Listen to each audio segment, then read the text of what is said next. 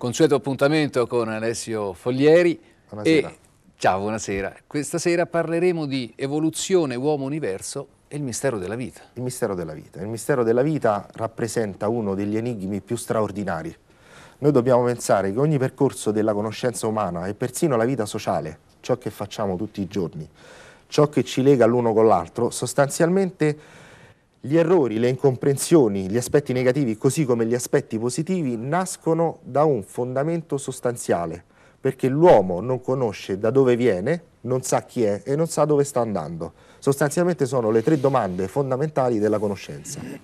Anche se noi tutti pensiamo che le dottrine di ricerca sono diverse l'una dall'altra, ignoriamo altresì che ogni scopo di ricerca, ogni scopo di arte e di letteratura nascono per il punto fondamentale di scoprire che cos'è l'uomo. Se valutiamo l'aspetto materiale, siamo un corpo materiale, noi sappiamo che siamo costituiti da 5 elementi fondamentali: fosforo, idrogeno, azoto, ossigeno e carbonio. Questi 5 elementi fondamentali non sono altro che i 5 elementi fondamentali delle stelle. Siamo la stessa identica materia che si trova nell'universo. Quindi abbiamo gli stessi ingredienti universali. L'aspetto sorprendente è che sostanzialmente un oggetto definito inanimato, un oggetto definito inorganico, come una semplice pietra o come un materiale interstellare che si trova nell'universo, è essenzialmente uguale a noi. Già. Tuttavia, l'evoluzione materiale umana ha previsto l'incorporamento nella materia, o comunque il contenimento di questa materia, di un'intelligenza.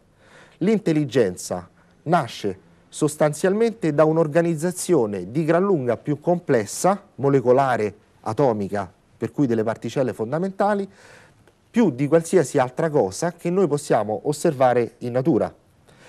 Il dilemma è: se la materia è la stessa dell'universo, all'atto primordiale, alla prima forma di vita, che cosa è accaduto a questa materia sostanzialmente per assumere un'organizzazione così straordinariamente complessa?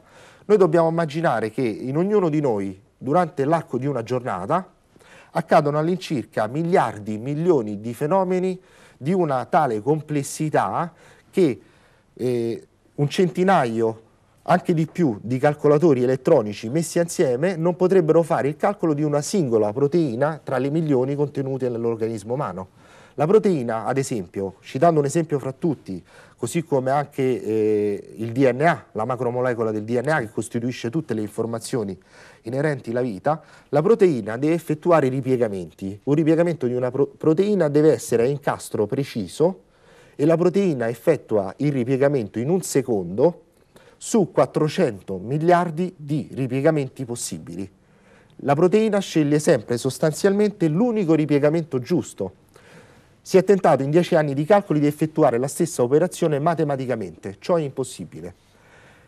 È inspiegabile sostanzialmente come la materia organica umana ha assunto questa complessità elevatissima. Sostanzialmente nell'organismo umano, ancor di più della materia inorganica, accadono fenomeni ancora più spiegabili. La proteina, per effettuare questo ripiegamento, non lo fa nelle 3 dimensioni che siamo abituati a concepire, non è un ripiegamento normale come possiamo immaginare. Sostanzialmente gli atomi della proteina riescono a effettuare il ripiegamento con l'utilizzo di minima energia possibile. Questo significa che le particelle fondamentali, neutroni, protoni ed elettroni, effettuano spostamenti nello spazio-tempo istantanei. Ciò significa che effettua il ripiegamento, un elettrone scompare in un punto e compare in un altro. Questo perché le particelle fondamentali non sono altro che 2 aspetti fondamentali. Noi pensiamo che le particelle fondamentali, come dicevamo anche alla precedente puntata, siano particelle concrete, materia concreta, che ha un peso, ha una massa. Sostanzialmente, secondo la teoria quantistica, le particelle fondamentali sono sia massa, un qualcosa di tangibile, un peso, come possiamo immaginare per la vita quotidiana, ma anche un'onda. Questo significa che la materia non riveste una realtà come siamo abituati a pensare. Essendo sia concreta sia onda, ha degli spostamenti nello spazio-tempo istantanei anche in distanze enormi. Questo significa che la materia è costruita sia da massa o peso, ma sia da informazione. L'informazione è un qualcosa di astratto, non tangibile. Quindi il mistero della vita va ricercato sia nell'uomo che nella sintesi di interiorità, è un qualcosa di astratto, una realtà non dimensionalmente concreta, e sia da massa o peso concreto. Anche l'intero universo nelle sue particelle fondamentali è sia informazione e sia massa.